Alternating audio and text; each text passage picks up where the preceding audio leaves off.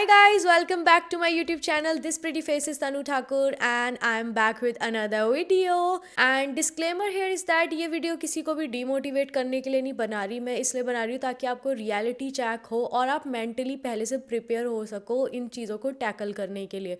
So without doing further ado, let's get started. Don't become a nurse in UK if you don't love communication. So why I am saying that. सबसे पहली बात तो communication सिर्फ ये नहीं है कि आप गॉसिप कर रहे हो, आप किसी की बिचिंग कर रहे हो या कुछ भी, आप अपने ही जोन में अपनी रीजनल लैंग्वेज में लगे हुए हो. जब आप यहाँ पे आते हो तो आपको थोड़ा टाइम हेजिटेशन होगी विच इज़ एक्सेप्टेबल, जो काफ़ी नॉर्मल है. पर जब आप धीरे धीरे एक्सेंट को समझने लगते हो, लोगों के बात करने को तरीके को समझने लगते हो, क्योंकि हर जगह यहाँ पे यूके में डिफरेंट डिफरेंट जगह का डिफरेंट डिफरेंट एक्सेंट है, तो आपको थोड़ा समझने में भी टाइम लगेगा. एंड जैसे इंग्लिश हम ऐसे बोल रहे हैं नॉर्मली, ऐसी इंग्लिश नहीं है. थोड़ा कुछ वर्ड्स को वो जिस तरीके से बोलते हो उन चीज़ों को समझने में टाइम लगता है, विच इज़ एब्सोल्युटली फाइन. तो जब आप एक टाइम के बाद आपकी हेजिटेशन कम हो जाती है, आप लोगों के फेसेस से फैमिलियर हो जाते हो, तो आपको कम्युनिकेशन करना स्टार्ट करना चाहिए. मैंने बहुत सारी नर्सेज को यहाँ पे देखा, क्योंकि मुझे भी शुरू में हेजिटेशन हुई थी, बट मेरी हेजिटेशन को मैंने टैकल किया. मैंने थ्रू कम्युनिकेशन मैंने कम्युनिकेट करना स्टार्ट किया. जब सबसे, अपने कॉलीग से, सबसे बात करनी चालू की, चाहे वो हाउस कीपिंग स्टाफ हो, चाहे केयर वर्कर हो, चाहे वो एक्स्ट्रा स्टाफ आ रखा हो या कोई भी हो, कंसिडरेट कम्युनिकेशन करो. बाय दैट आई मीन कि पार्टिसिपेटिंग इन कॉन्वर्जेसन, कोई किसी चीज़ के बारे में बात कर रहा है, आपका उसको लेके ओपिनियन है नहीं है या क्या है, थोड़ा बहुत उसको शेयर करो. कोई इवेंट अगर ऑर्गेनाइज हो रहा है आपकी डिपार्टमेंट की साइड से, कोई आपको इनवाइट कर रहा है, आप जाओ, उसमें पार्टिसिपेट करो. ऐसा नहीं है कि आप अपनी कुछ चीज़ें कैंसिल करके उसमें जा रहे हो. ऑब्वियसली जब भी आपके पास टाइम है उन चीज़ों में पार्टिसिपेट करो. सिर्फ चुप मत खड़े रहो कि आपको, चलो ठीक है, कभी कभी हमें चीज़ें समझ नहीं आ रही होती, कभी कभी चुप रहना ही बेस्ट होता है. किसी की गॉसिप हो रही है या किसी की बिचिंग हो रही है तो आई वुड हाईली सजेस्ट कि आप चुप रहो, वरना आपके सर पे कोई तीर रख के चला देगा. करो. अदरवाइज क्या मैसेज जाता है कि आप अपनी एक बबल में रह रहे हो और आप यहाँ की चीज़ों को एक्सेप्ट नहीं कर रहे हो, और आपके अंदर वो ओपन माइंडेडनेस नहीं है कि आप चीज़ों को एक्सेप्ट करके उनके साथ बिल्कुल घुल मिल जाओ.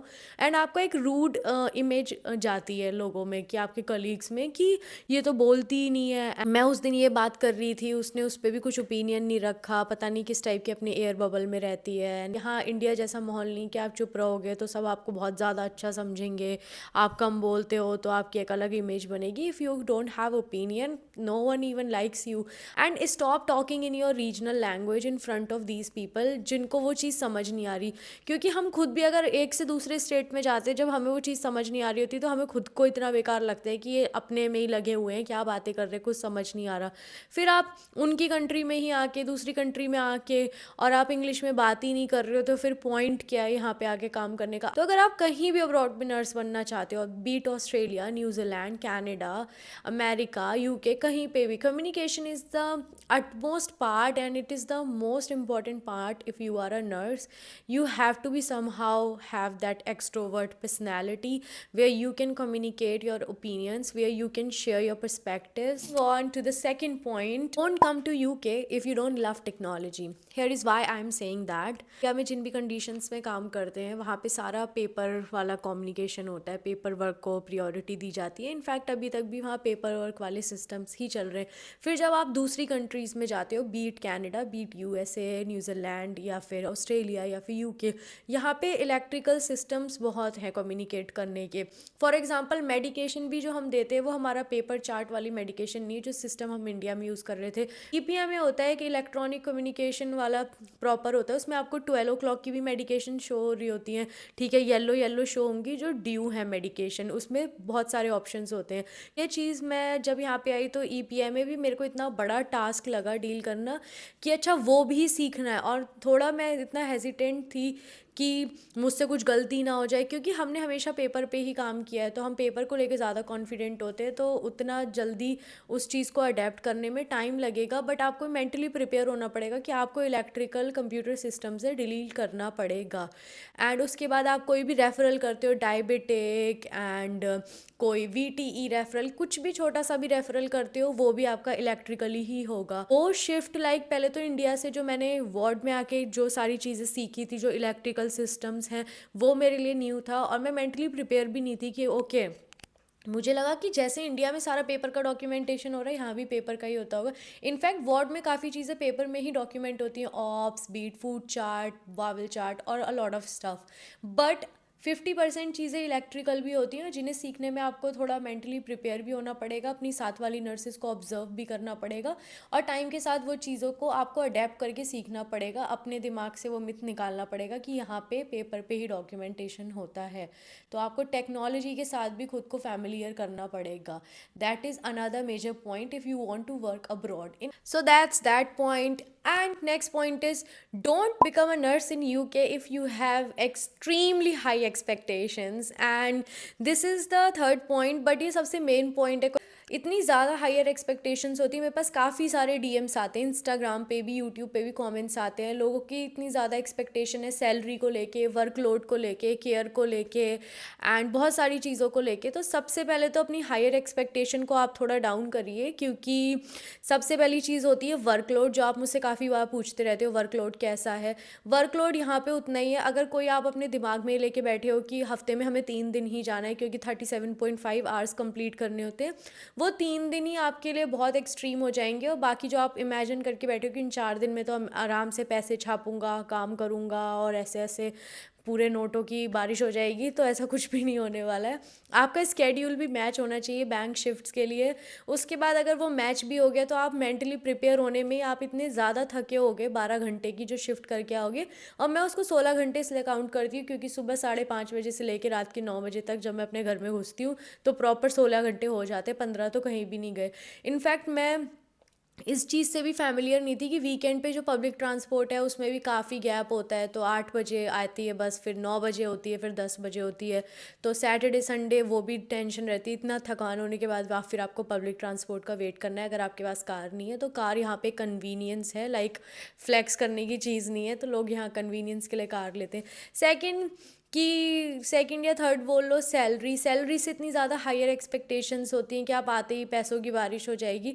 अगर कहीं पे सैलरी हाई है तो वहाँ का कॉस्ट ऑफ लिविंग जो है, एक्सपेंसेस जो हैं वो भी हाई होंगे। सिर्फ ऐसा नहीं है कि आप सैलरी यूके की लोगे और आपके खर्चे इंडिया वाली उसमें लाइक कंडीशंस में होंगे, नहीं।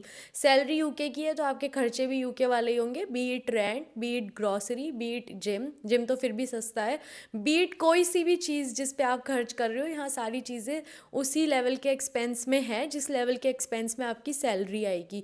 तो आप ये मत सोचो कि आप पूरी सैलरी महीने की सेव कर लोगे, ऊपर से एक्स्ट्रा काम करके भी बहुत सारे पैसे बना लोगे। हाँ, आप एक अच्छा अमाउंट सेव करोगे, आप एक अच्छे अमाउंट में एनएचएसपी भी कर सकते हो, पर आपका वर्क लाइफ बैलेंस भी इम्पॉर्टेंट है और उस चीज़ को भी आपको प्रायोरिटी देनी पड़ेगी। और यहाँ ओवर हाई एक्सपेक्टेशंस लेके मत आओ कि वर्कलोड ज़ीरो होगा, सैलरी बहुत ज़्यादा होगी। लाइक 6 o'clock के बाद यहाँ पे सारी चीज़ें बंद हो जाती हैं वीकडेज़ में। तो आपको, हमारे यहाँ हम जब इंडिया में थे तो 6 o'clock तो हम बाहर निकलने की सोचते हैं कि ठीक है 10-11 बजे तक आराम से घूम के वापस आएंगे। हाँ, 6 बजे सब बंद हो जाता है। तो अगर आपको ग्रॉसरी लानी है तो वो भी आपको पहले लेके आनी। टेस्को बेशक 11 बजे तक खुला रहता है, बट आपको आपके घर के पास होना भी चाहिए टेस्को। एंड फिर आपको ग्रॉसरी की टेंशन, आपको अगली सुबह जाना है। अगर आप वेजिटेरियन हो तो आपको 12 घंटे के लिए अपनी मील प्रेप भी करनी है।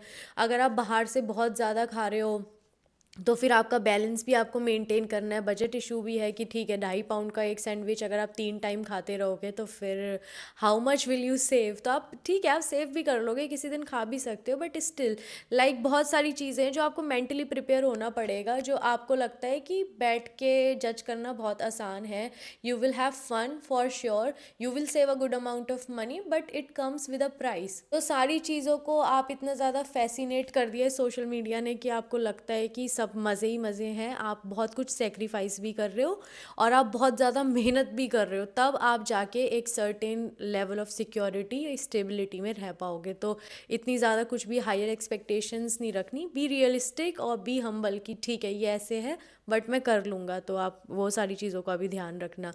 सो that's that for that point. Going to the next point, I know I speak a lot, so do not become a nurse in UK if you dislike documentation. Why I am saying that, मैंने पहले भी बोला कि सारी चीज़ें electric हैं तो आप सारी चीज़ों को डील करने के थोड़ा टाइम लगेगा, सीखोगे, बट डॉक्यूमेंटेशन काफ़ी इंपॉर्टेंट पार्ट है। अगर आपने कुछ एस्केलेट किया है तो आपको वो डॉक्यूमेंट करना है। Escalation is really really necessary, not कि खाली आपने एस्केलेशन ही कर दिया। So if you want to be a nurse in here you need to learn how to document properly.